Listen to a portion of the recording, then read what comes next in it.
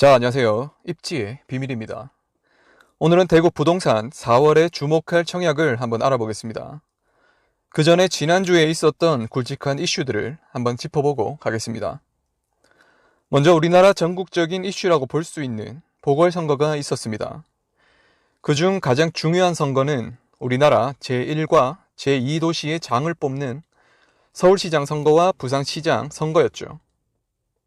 특히 서울시장 선거는 대통령 선거 다음으로 중요하다고 할 수 있겠죠.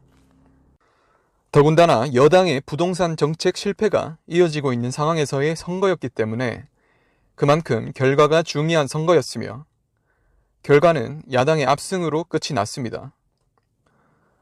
그만큼 현재 부동산 정책에 대해 시민들이 느끼는 배신감과 분노가 표출된 것이라고 볼 수 있습니다. 여당이든 야당이든 잘못된 정책으로 일관하면 국민들의 심판을 받는 것이 마땅한 것이죠. 서울시장 당선인은 각종 부동산 규제들을 완화하고 주택 공급에 속도를 내겠다고 공약을 걸었습니다. 하지만 시의회 대다수의 의석이 여당이기 때문에 그러한 공약들을 무리 없이 실천해낼 수 있을지 의문입니다.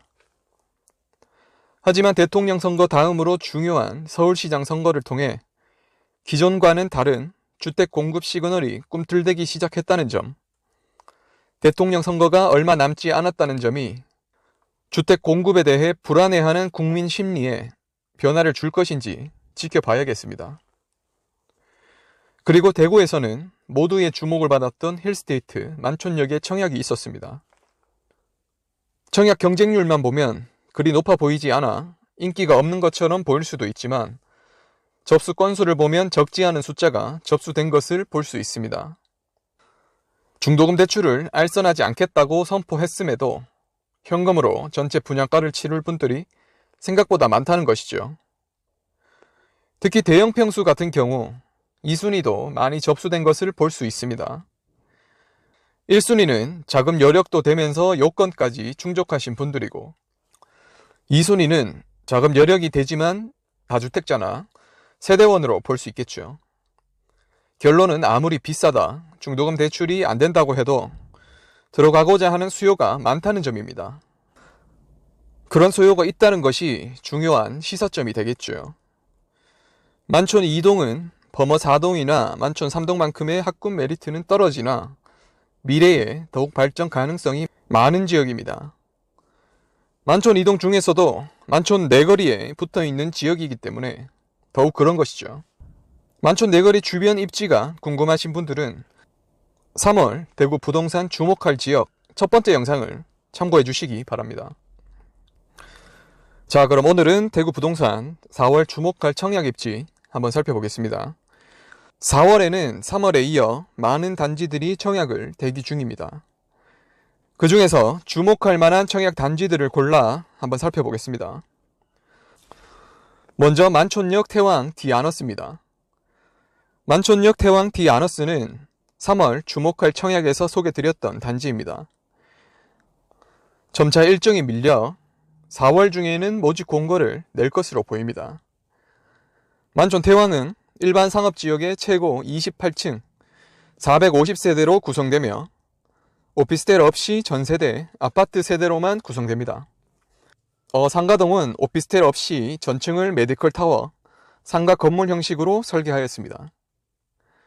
만촌 힐스보다는 더 큰 평수와 오피스텔이 없다는 점 등이 강점이 될 것으로 보입니다.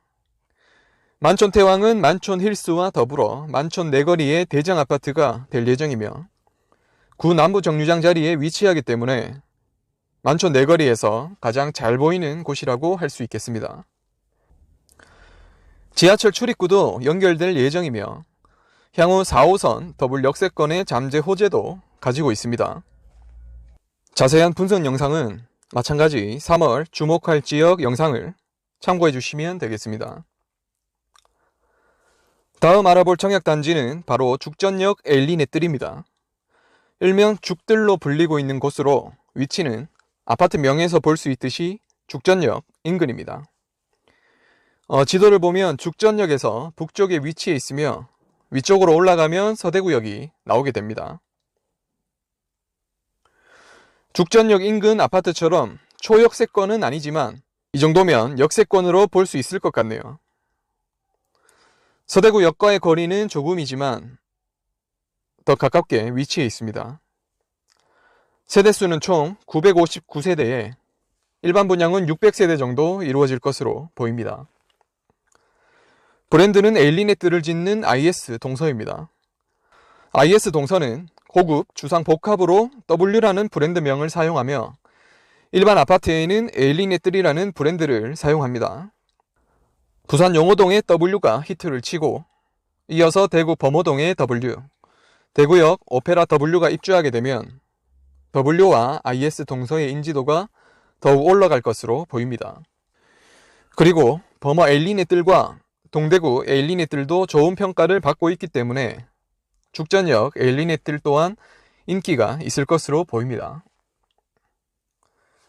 죽전역은 대구에서도 손꼽히는 핫한 지역이기 때문에 청약시 큰 무리 없이 분양이 완료될 것으로 보입니다. 다음 알아볼 청약단지는 대구역 한라하우젠트 센트로입니다. 대구역 한라하우젠트 센텀과 헷갈리는 분들이 계신데 하우젠트 센텀과 센트로 다른 단지입니다. 지도상으로 보면 대구역을 기점으로 센텀은 왼쪽에 위치하고 있고 21년 12월에 입주 예정입니다. 이번에 청약하는 한라하우젠트 센트로는 지하 5층, 지상 36층 규모로 오피스텔 포함 240세대가량의 아파트입니다. 아파트명의 센트로라는 의미는 중심이라는 뜻이죠. 한라하우젠트 센트로가 위치하고 있는 길이 태평로이며 전체 태평로 중 중간쯤에 위치하고 있습니다. 대구 전체로 봐서도 시내에 위치하고 있으니 중앙으로 볼 수도 있습니다. 아파트는 84 타입으로만 이루어져 있으며 평면은 모두 잘 나온 것 같습니다.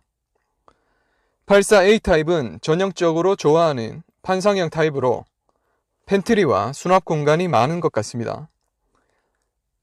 그리고 무상 제공 품목도 많이 보입니다.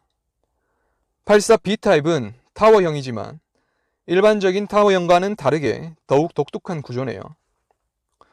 현관 진입 후 3개의 방이 먼저 나오고 거실을 맨 끝에 배치했습니다. 작은 방은 룸인룸 형태로 이용할 수 있도록 하여 학생이나 서재가 필요한 어른들의 니즈를 충족시켜 주는 것 같습니다. 마찬가지 무상 품목이 많이 주어지고 있습니다. 거실을 넓게 쓰고 창도 많아 거실 생활이 많으신 분들께 인기가 많을 것 같습니다. 한라하우젠트 센트로는 모집 공고문이 나와 있기 때문에 분양가를 한번 살펴보겠습니다. 전용 84 30평대가 5억 초반으로 나온 것을 확인할 수 있습니다. 작은 세대수에 다소 인지도가 떨어지는 브랜드여서 분양가가 최근 분위기보다는 싸게 나온 느낌입니다. 최근에 국평 기준 5억 후반, 6억 초반으로 분양가가 나오는 분위기이기 때문에 이 정도 가격은 메리트가 있다고 생각이 듭니다. 물론 현재 기준으로 현장을 둘러보시면 상당히 낙후되어 있기 때문에 매력을 찾지 못할 수 있습니다. 하지만 우리는 미래에 이곳이 어떤 입지적 변화가 있을지 공부해야겠죠. 앞으로 인구가 줄고 도심이 슬럼화되는 것을 방지하기 위해 교통과 인프라를 도심으로 압축한다는 말씀을 자주 드렸습니다. 대구역은 대구권 광역철도와 함께 광역교통망을 형성하게 되고 도심은 동성로, 남성로, 서성로, 북성로 주변으로 관광 인프라를 개발하게 됩니다. 한라하우젠트 센트로 또한 동성로에 인접하게 되는 아파트가 될 것이며 도심의 입지는 점차 중요해지게 될 것입니다. 자세한 내용은 태평로 주목해야 하는 이유편에서 한번 확인해 보시면 될 것 같습니다. 세대수가 작고 브랜드 인지도가 약하지만 입지적인 측면, 합리적인 분양가, 무상 품목과 매력적인 평면 등의 강점으로 실수요 측면에서 인기가 많을 것으로 보입니다. 자, 지금까지 4월에 분양하는 아파트 중 주목할 만한 단지들을 살펴보았습니다. 각자가 처한 상황과 조건이 다르기 때문에 잘 따져보시고 청약에 도전하시기 바랍니다.